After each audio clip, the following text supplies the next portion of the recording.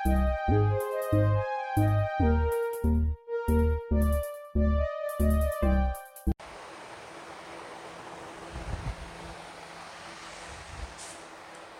Everyone, once again very warm welcome in my video. आप सबका स्वागत है। I am Dhananjay from Dhananjay classes Aligarh.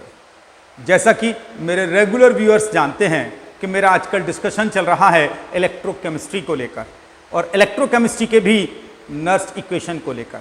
मैंने अपने प्रीवियस वीडियो नंबर 21 एंड 22 में आपको नर्स इक्वेशन को टू डिफरेंट काइंड से एक्सप्लेन करना सिखाया था। मैंने आपको बताया था कि नर्स इक्वेशन को हम इलेक्ट्रोड पोटेंशियल के लिए भी एक्सप्लेन कर सकते हैं और सेल पोटेंशियल के लिए भी। यदि याद रहा हो आपको तो मैंने आपको बताया था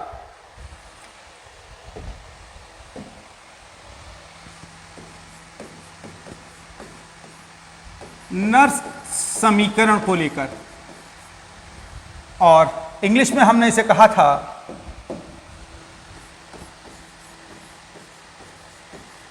नर्स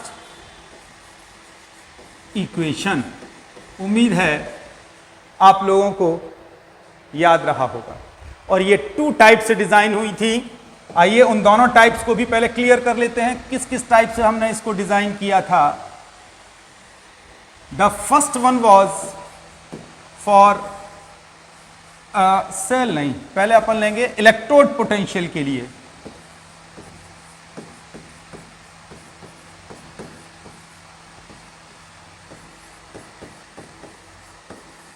इलेक्ट्रोड विभव के लिए, याद रहा हो, इसे हम इंग्लिश में कहते हैं माय डियर इलेक्ट्रोड पोटेंशियल।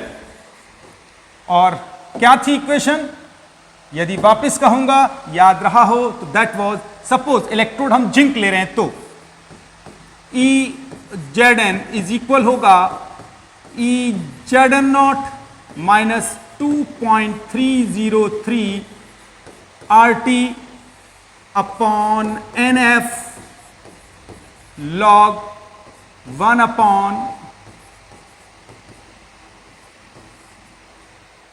यदि याद रहा हो तो।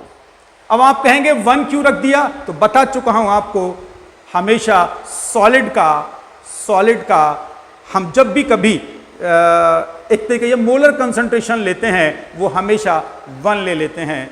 क्लियर है, यदि साम्य अवस्था में है तो। और एक और हमने पढ़ी थी माय डियर, दूसरी, जिसे हमने कहा था सेल विभव के लिए, और इंग्लिश में कहा था माय डियर इसे हमने सेल पोटेंशियल के लिए।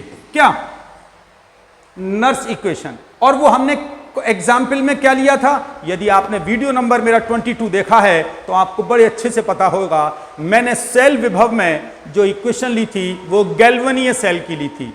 किसकी थी, आइए तो हम बात करते हैं, हमने किसको ली, गैल्वनीय सेल। और गैल्वेनिक सेल के लिए हमने इक्वेशन क्या ली थी माय डियर, थोड़ा सा आपको याद करना पड़ेगा। वो इक्वेशन थी हमारी Zn plus Cu+2, arrow product बनाया था हमने Zn+2 प्लस Cu। ये यहां पर एक्वस था और ये यहां पर एक्वस हो गया है। यदि याद रहा हो तो हमने ये वाली सेल इक्वेशन ली थी। और इस सेल इक्वेशन के लिए मैंने आपको नर्स इक्वेशन को प्रूव भी किया था। क्या था, यदि आपने मेरा पिछला वीडियो देखा होगा तो वो आपको बहुत अच्छे से याद होगा। That was equation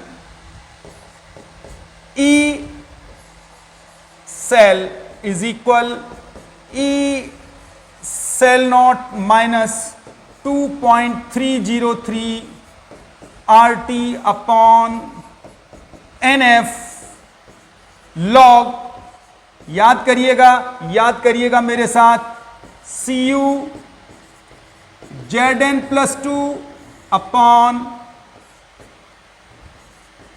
Zn and Cu+2 कुछ ऐसी रही थी। अब आप कहेंगे, जिन्होंने वीडियो नंबर 22 देखा था, यानी जो मेरे पिछले वीडियो के व्यूअर्स रहे हैं, सर वहां ये CU और ZN तो था ही नहीं।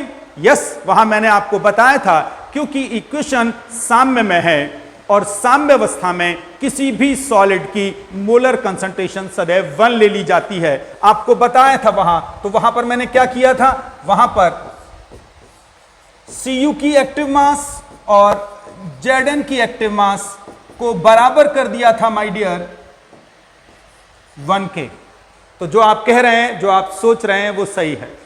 सो I have discussed both of them in my video 21 and 22। और आज इस वीडियो के माध्यम से my dear I am going to discuss the relation between electrode potential and equilibrium constant. आज इस वीडियो के माध्यम से मैं इस आर्टिकल में थोड़ा सा और आगे जाऊंगा, इस आर्टिकल को थोड़ा और आगे ले जाऊंगा और आपके साथ डिस्कशन करूंगा इलेक्ट्रोड विभव और साम्य स्थिरांक के बीच संबंध का। तो आइए पेज बदल देता हूं जल्दी से और हेडिंग डालता हूं। किस हेडिंग को आपके साथ आज डिस्कस करने जा रहा हूं माय डियर? आज बात करूंगा आपसे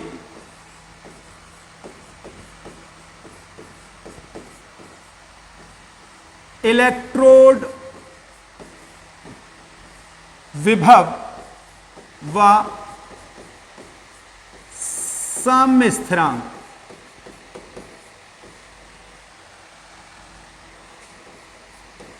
में संबंध। तो माय डियर, आज जो मेरा उद्देश्य है, दैट इज, ये उद्देश्य है मेरा।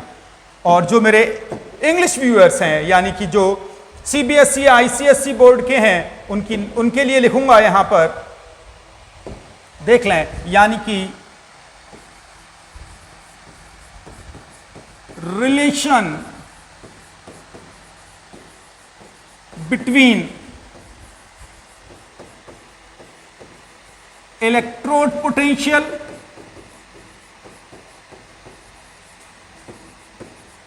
एंड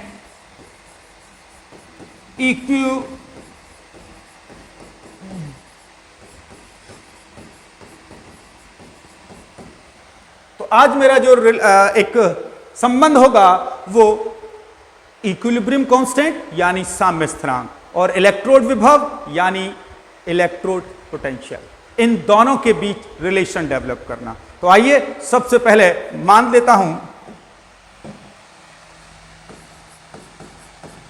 माना कि कोई रासायनिक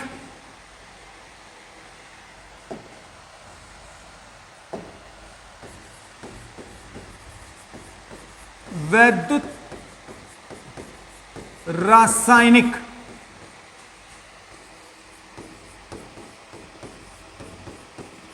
अभिक्रिया निम्न प्रकार होती है। अब आप कहेंगे सर किस प्रकार होती है? तो कम विद मी, रिएक्शन है AA plus BB, sign of reversibility CC plus DD। अब आपका सवाल नंबर फर्स्ट, सर यहां small a b c d क्या है? Small a small b are the number of reactant molecules यानी अभिकारकों की संख्याएं हैं, and small c and small d are the number of product molecules यानी उत्पादों के अणुओं की संख्याएं हैं। Again a question, sir capital A और कैपिटल B क्या है? ऑब्वियसली टू रिएक्टेंट्स, दो अभिकारक हैं। एंड सर C और D क्या है जो कैपिटल लेटर्स में है? Again I will say these are the two different kind of product, ये उत्पाद। क्लियर है? अभी आपको लिख दूंगा अलग से। तो यदि हम इस अभिक्रिया को अब नर्स इक्वेशन के लिए अप्लाई करते हैं, नर्स इक्वेशन जो सेल इलेक्ट्रोड सेल पोटेंशियल के लिए निकाली थी उसमें लगाते हैं, तो क्या इक्वेशन होगी? जल्दी से आइएगा, इस इक्वेशन को पुट कर रहा हूं आप सबके लिए। That will be E cell बराबर होगा E cell not minus 2.303 RT upon NF and log the active mass of product molecule divided by the multiplication of reactant molecules concentration। उम्मीद करता हूं समझ में आ गया होगा, और नहीं समझ में आई है तो जल्दी से एक बार बैक कर लीजिए मेरे साथ, आपको याद आ जाएगा मैं किसकी बात कर रहा हूं। यदि आप देखिएगा तो इस रिएक्शन के अंदर देखिएगा, गौर फरमाइएगा, what these are things, reactants lower है, बॉटम में है, and what is this is product, और ये एबव है। तो in this reaction you can see कि जो प्रोडक्ट हैं वो एबव आए थे और जो रिएक्टेंट थे रिएक्शन के वो नीचे आए थे, जब हमने वीडियो नंबर 22 में सेल पोटेंशियल के लिए नर्स इक्वेशन सीखा था। आप देख सकते हैं my dear, and same rule I am going to apply here. So you can see, अब एक रिएक्शन ये वाली है और यहां पर प्रोडक्ट ये हैं, तो प्रोडक्ट यहां रख दिए, अभिकारक ये हैं तो ये यहां रख दिए। और यदि 11th स्टैंडर्ड में आपने एक चैप्टर पढ़ा होगा केमिकल इक्विलिब्रियम, रासायनिक साम्य, और रासायनिक साम्य के अंदर यदि कोई रिएक्शन के अंदर ये सब चीज होती थी और ऐसे लिखते थे, तो याद करिए हम इसे किससे रिप्रेजेंट करते थे माय डियर, हम इसे रिप्रेजेंट करते थे कुछ इस प्रकार से, E cell minus 2.303 RT upon NF log, and इस पूरे के स्थान पर हम लिख सकते हैं Kc। क्यों? क्योंकि Kc यहां क्या होता था, इक्विलिब्रियम कांस्टेंट, यानी कि क्या कहते थे इसे हम, जो हिंदी भाषी हैं, रासायनिक साम्य स्थिरांक, या केवल साम्य स्थिरांक भी कह दिया करते थे। और वो क्या होता था, वो हमेशा होता था माय डियर, यदि आप लोग भूले नहीं हैं तो वो होता था the multiplication of the concentration of product divided by the multiplication of the concentration of reactant. यदि याद रहा हो तो वो यही होता था, और मैंने इस पूरे की जगह आप Kc को लेकर यहां रख दिया है। So my dear you can see this is the cell potential, यानी कि सेल के इलेक्ट्रोड विभव और साम्य स्थिरांक में संबंध हो गया। क्लियर है माय डियर? अब यहां पर कई किरदार ऐसे हैं जिनके बारे में आप मुझसे जानना चाहते हैं। A एंड B क्या है? अभिकारकों के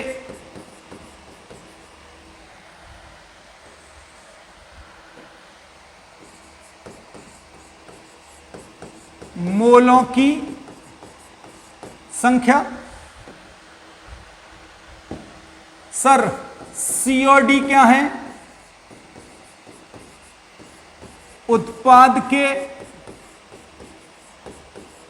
मोलों की संख्या। सर A और B क्या है?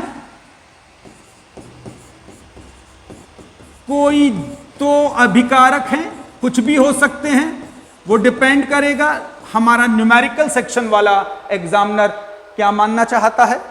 और सर फाइनल सर C और D क्या है? कोई दो उत्पाद हैं।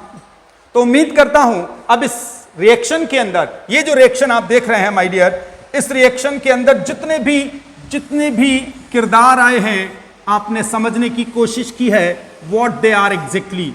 Here small a and small b, small a and small b अभिकारकों के मोलों की संख्या, यानी the number of molecules. Small c and small d उत्पाद के मोलों की संख्या, मॉलिक्यूल्स के numbers. A and B, capital A and B कोई भी दो अभिकारक यानी रिएक्टेंट्स हैं, और कैपिटल सी और डी कोई भी दो उत्पाद हैं माय डियर। तो उम्मीद करता हूं ये आप सीख गए, लेकिन अभी ये डेरिवेशन कंप्लीट नहीं हुआ। क्यों? क्योंकि ये अभिक्रिया किसका रिलेशन आया है? इलेक्ट्रोड विभव और साम्य स्थिरांक में। और आप अच्छे से जानते हैं, यदि आप मेरे रेगुलर व्यूअर हैं, यदि आपने मेरा वीडियो नंबर 16 एंड 17 स्टडी कर ली है, नहीं की है, नए व्यूअर्स हैं, रिक्वेस्ट करूंगा बैक जाइएगा मेरे चैनल पर, वापस वीडियो नंबर 16 और 17 जरूर देखिएगा। क्यों? क्योंकि मैंने उसमें बताया है कि यदि कोई अभिक्रिया साम्यावस्था में है, यदि कोई सेल अभिक्रिया साम्यावस्था में है, तो सदैव उसका ई सेल यानी सेल का इलेक्ट्रोड विभव शून्य होगा, हमेशा। मैंने इस बात को कहा है मेरे अपने पिछले वीडियोस में।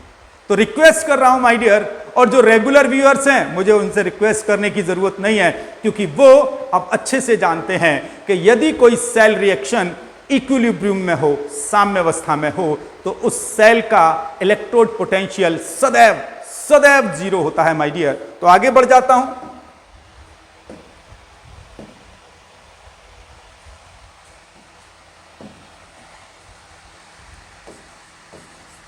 क्योंकि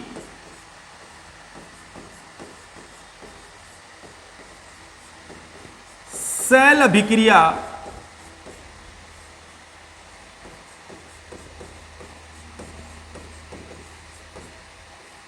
साम्यावस्था में है, अतः क्या my dear? E cell will be होगा हमेशा जीरो, हमेशा जीरो होगा। तो माय डियर अब जरा इस पर आ जाइए, यानी ई सेल की वैल्यू क्या हो गई? ई सेल की वैल्यू हो गई जीरो। तुरंत जल्दी से इस ई सेल की वैल्यू को यहां पुट कर दीजिए।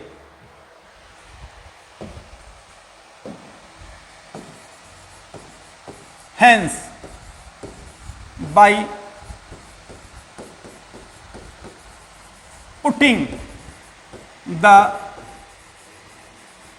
value of E cell in above equation, अब ई सेल की वैल्यू को हम above इक्वेशन में पुट कर देते हैं। What we will get, my dear?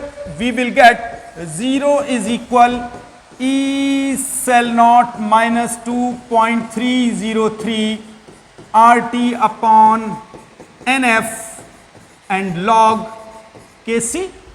वापस इसको इधर ले आइएगा। So final will be E cell naught is equal हो गया 2.303 RT upon NF log Kc। My dear, I hope so you are getting what I want to explain for you. This is the genuine relation between the standard electrode potential and equilibrium constant।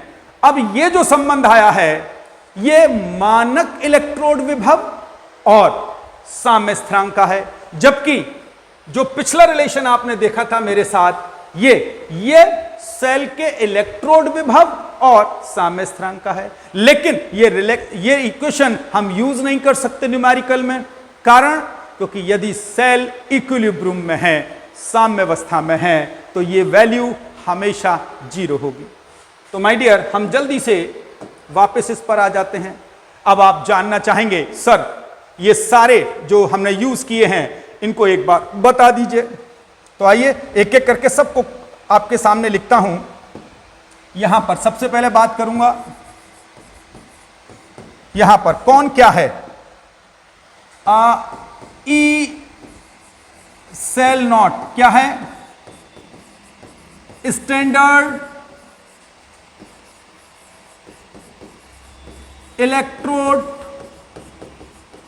Potential है my dear. I hope so you know very well.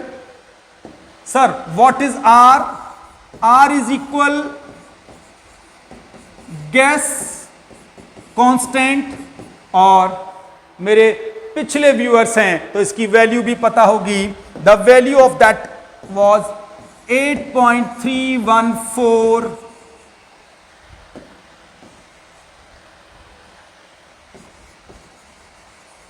Joule kelvin inverse mole inverse. Sir what is T? T stand for absolute temperature, यानी कि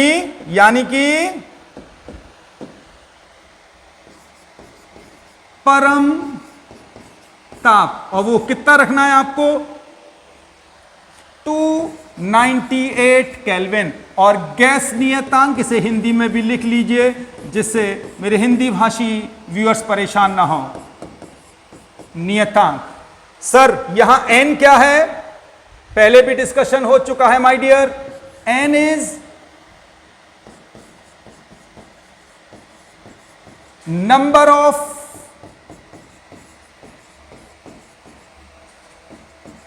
transferred electron, and what is F sir? F is equal Faraday's constant, and you know very well its value is 96500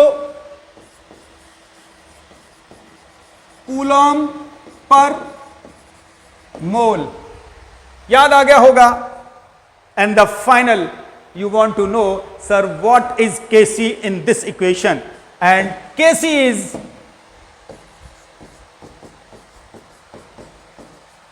साम्य स्थिरांक, यानी कि इसे हम क्या कहते हैं?